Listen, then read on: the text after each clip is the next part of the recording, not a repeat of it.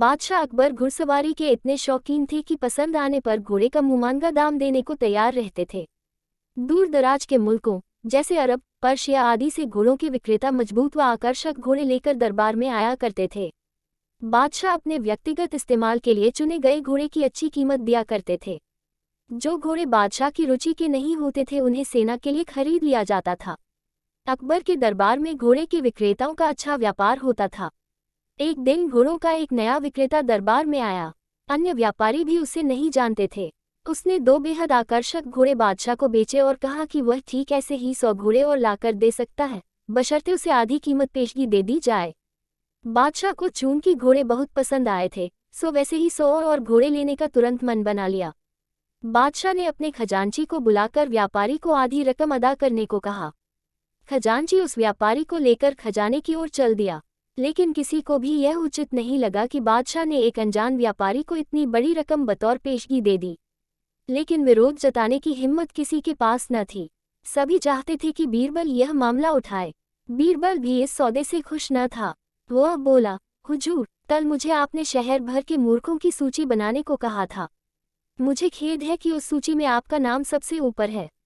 बादशाह अकबर का चेहरा मारे गुस्से की सुर्ख हो गया। उन्हें लगा कि बीरबल ने भरे दरबार में विदेशी मेहमानों के सामने उनका अपमान किया है।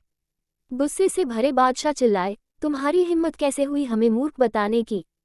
क्षमा करे बादशाह सलामत। बीरबल अपना सिर झुकाते हुए सम्मानित लहजे में बोला, आप चाहें तो मेरा सर कलम करवा दे। यदि आपके कहने पर तैयार की गई मूर्खों की फहरिस्त में आपका नाम सबसे ऊपर रखना आपको गलत लगे। दरबार में ऐसा सन्नाटा छा गया कि सुई गिरे तो आवाज सुनाई दे जाए। अब बादशाह अकबर अपना सीधा हाथ उठाए, तर्जनी को बीरबल की ओर ताने आगे बढ़े। दरबार में मौजूद सभी लोगों की सांस जैसे थम सी गई थी। उत्सुकता व उत्तेजना सभी के चेहरों पर नृत्य कर रही थी। उन्हें लगा कि बादशाह सलामत बीरबल का सिर धड़ से अलग कर देंगे। इससे पहले किसी की इतनी हिम्मत न हुई थी कि बादशाह को मूर्ख कहे। लेकिन बादशाह ने अपना हाथ बीरबल के कंधे पर रख दिया। वह कारण जानना चाहते थे। बीरबल समझ गया कि बादशाह क्या चाहते हैं। वह बोला, आपने घोड़ों के ऐसे व्यापारी को बिना सोचे समझे एक मोटी रकम पेशगी दे दी, जिसका अता पता भी कोई नहीं जानता। वह आपको धोखा भी दे सकता है, इसलिए मूर्खों की सूची में आपका नाम सबसे ऊपर है। हो सकता है कि अब वह व्यापारी वापस ही न लौटे। वह किसी अन्य देश में जाकर बस जाएगा और आपको ढूंढे नहीं मिलेगा। किसी से कोई भी सौदा करने के पूर्व उसके बारे में जानकारी तो होनी ही चाहिए।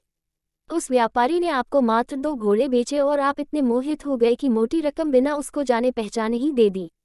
यही कारण है, बस तुरंत खजाने में जाओ और रकम की अदायगी रुकवा दो। अकबर ने तुरंत अपने एक सेवक को दौड़ाया। बीरबल बोला, अब आपका नाम उस सूची में नहीं रहेगा। बादशाह अकबर कुछ क्षण तो बीरबल को घूरते रहे, फिर अपनी दृष्टि दरबारियों पर केंद्रित कर ठहाका लगाकर हंस पड़े।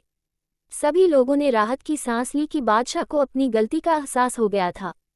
हंसी में दरबारियों ने भी साथ दिया और बीरबल की चतुराई की एक स्वर से प्रशंसा।